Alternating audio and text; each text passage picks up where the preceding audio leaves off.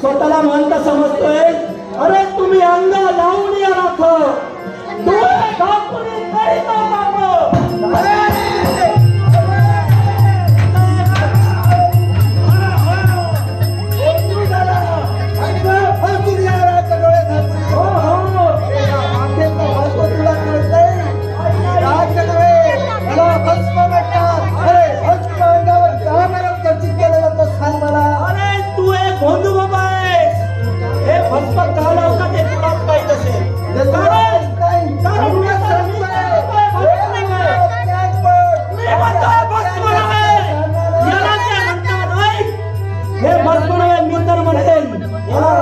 बाप.